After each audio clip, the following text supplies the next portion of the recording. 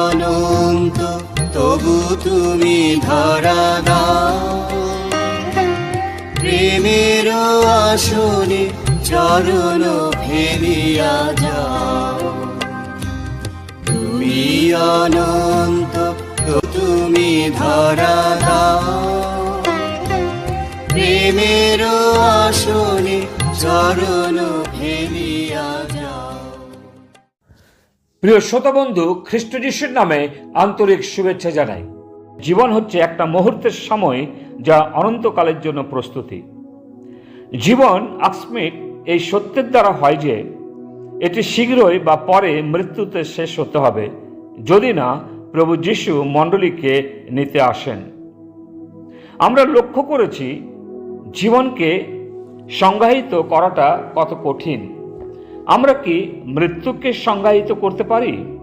মৃত্যু হলো জীবনের প্রস্থান, জীবনের অবসান। মৃত্যু হলো সজীব থেকে নিশ্চেতনে পরিবর্তন হওয়া। মৃত্যু হচ্ছে যখন হৃদস্পন্দন বন্ধ হয়ে যায়, যখন শ্বাস প্রশ্বাস বন্ধ হয়ে যায়, মৃতদেহ শক্ত হয়ে পড়ে। মানিলা টাইমস পত্রিকায় শিরোনাম বেরিয়েছিল অক্টোবর 1958-এ। 12 বছরের পিয়ুষ তার মাকে প্রশ্ন করেছিল, মানুষের মৃত্যুর বয়স কি? সেই সময় পোপ, যিনি 82 বছর বয়সের, প্রশ্ন ছিল, 82 বছরেও কি মানুষ বাঁচে? মা পুত্রকে উত্তর দিয়েছিল, তুমি একটি সমাধিস্থল ঘুরে এসো এবং দেখো যে সমস্ত মৃতদেহ সমাধিস্থ হয়েছে তাদের প্রস্তর ফলকগুলোর প্রতি নজর ঘুরিয়ে নিও। পরে পুত্র এক উপসংহার রূপে বলেছিল, মানুষ যে কোনো বয়সে মৃত্যুবরণ করে। প্রিয় বন্ধু, মৃত্যু কোনো বয়স বা দিন হয় না। যে কোনো দিন, যে কোনো সময় মৃত্যু ঘটতে পারে। মানুষের কাছে মৃত্যু হলো দেহ, আত্মা ও প্রাণের বিচ্ছেদ। মৃতদেহ কবরে গিয়ে ছিন্ন ভিন্ন হয়ে যায়, এটাই হচ্ছে প্রথম বিষয়। রাজা সলোমন বলেছেন, মৃতদেহ কবরে কি হয়?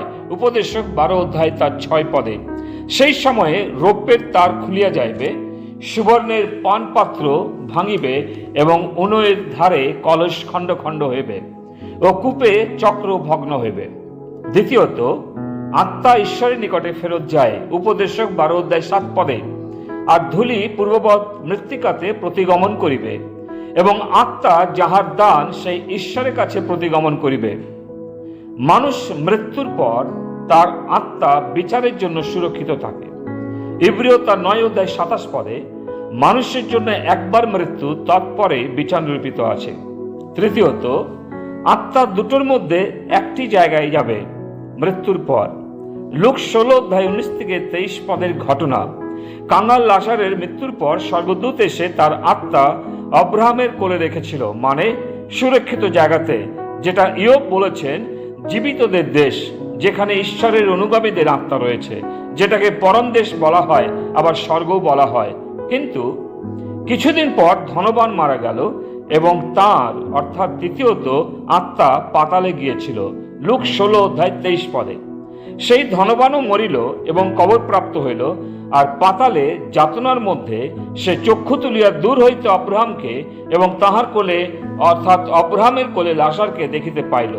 প্রভু যীশু ক্রুশের উপরে এক দস্যুকে বলেছিল, অদ্যই তুমি আমার সাথে পরম দেশে যাবে, লূক তার 23 অধ্যায় 43 পদে।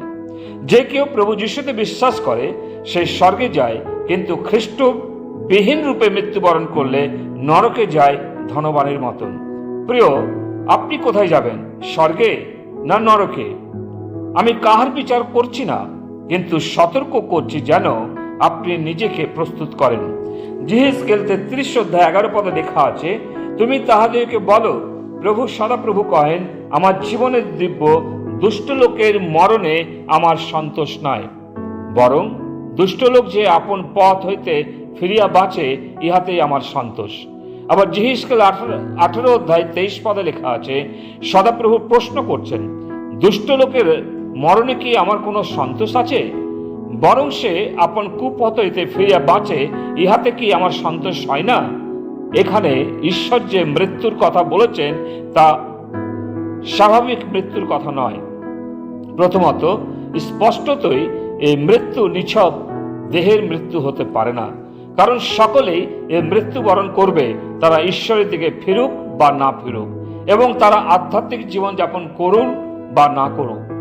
দ্বিতীয়ত, যে মৃত্যুর কথা বলা হয়েছে তা আধ্যাত্মিক বা পাপপূর্ণ অবস্থা হতে পারে না, কারণ ঈশ্বর তাদের এই অবস্থা ইতিমধ্যেই জানেন। তাই মৃত্যু বলতে এগুলো বোঝায় না। ইতিবাচকভাবে বলা মৃত্যু এখানে উল্লেখ করা জীবনের বিপরীত হতে হবে। এই জীবন স্বাভাবিক জীবন হতে পারে না সকলের জন্য। সাধু এবং পাপী উভয়ই প্রাকৃতিক জীবনে এই রকম বলে ধারণা করা হয়। অবশ্যই জীবন পরিত্রাণ প্রাপ্ত হবে, যা অনন্ত জীবন, যা একজন বিশ্বাসী ঈশ্বরের অনুগ্রহে ও ভালোবাসায় উপভোগ করেন। যে জীবন বর্তমান জীবনে শুরু হয় এবং অনন্তকাল স্থায়ী হয়। তাই ঈশ্বর জিহিজকেলের যে মৃত্যুর কথা বলেছেন তা অনন্তকালের মৃত্যু।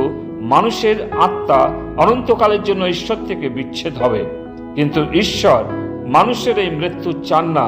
আপনার জন্য অনন্ত জীবন ঈশ্বর দিতে চেয়েছেন। আপনি কোনটা মনোনীত করবেন সিদ্ধান্ত আপনার।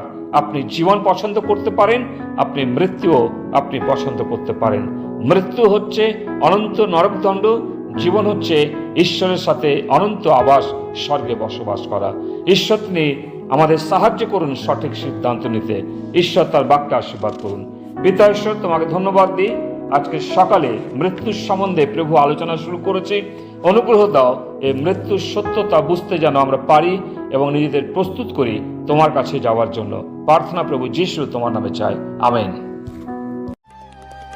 তোমার করুণা লোভী পেয়েছি মোরা যে সবই, অলখ হতে গো তুমি জীবন ভর সুধায়।